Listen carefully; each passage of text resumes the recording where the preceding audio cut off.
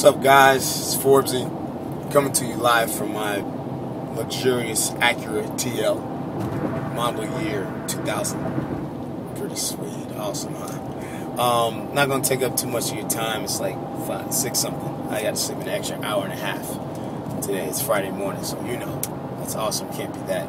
Not gonna take up too much of your time. Just wanted to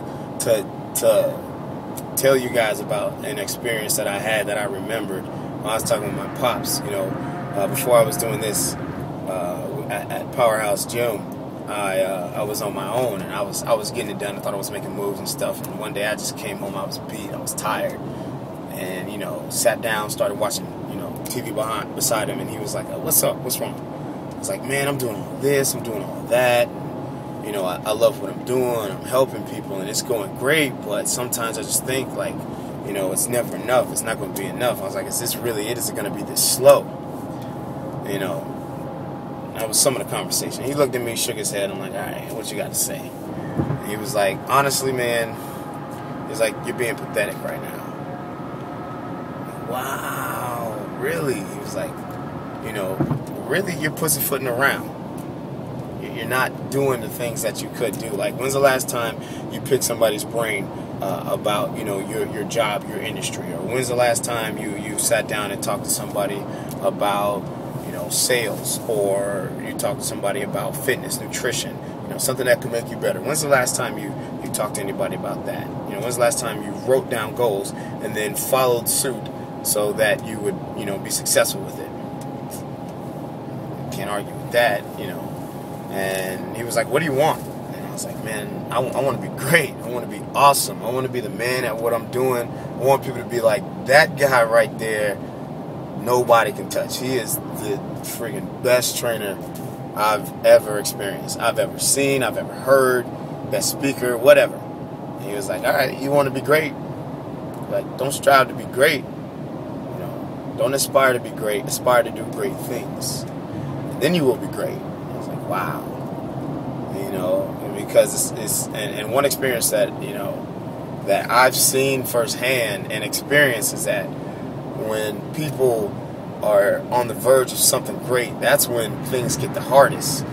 It's like, life, karma, if you believe in something, God, it's like all of these things come together. And right when you're on the verge of about to do something great, it's like, all right, you can't just be any extra regular Mr. Magoo walking around and about to accomplish something that could potentially change the world. You gotta earn it. You gotta deserve it. And life has a way of throwing things that are extremely hard, a bunch of obstacles, hurdles, and everything like that. Life has a way of throwing that at you, to test you. And I think it was like Thomas Edison that said, many of life's failures are people who gave up that did not know how close to success they were. That's paraphrased. Don't quote me on that. That is a big paraphrase. But I mean, all the same, a lot of people will give up right at the tipping point, right when it gets the hardest. That's when you got to push through. People in the fitness industry that do shows, they'll consider it as peak week, I guess, when they have like low to no carbs or whatnot, and the show is a week out, and that's the hardest time they go through. But man, the reward after they get over that hurdle is like is huge. And business, or my experience, I'm not a freaking guru or anything, but in my experience, that's the things that happen. So you got to push through that. You can't just you don't want to be an almost person, like I almost did this or I almost did that. You want to look at your life 10, 20, 50 years from now and be like, yeah, I almost did it. How's that working out for you? If you were, yeah, that wouldn't work. Can't do that. So, to leave you with a quote, I wish I had said it, but of course I'm not that smart. He is. He was like, "Don't aspire to be great, aspire to do great things." And with that, there's going to be challenges, there's going to be tests, but push through those things. You can be assured that when there's a big test, when there's test after test, that's like, okay, I'm on to something. Instead of recoiling, reserving yourself, go harder, go out there. I mean, it's like getting that second, third, fourth win. exercises get hardest at some point, and you're like, all right, this is the time when I need to push now. Now it's halfway. Now it's just downhill. It's just mental. And so, I mean, that's my little 2 cents riding here at Powerhouse Gym, Friday morning. So you guys get a little insight to my head. Yeah, I'm crazy. I talk to myself, but, who's crazier? A person ranting on this phone right here, or the person listening to him? All right, it's Forbes, man. Y'all have a beautiful weekend.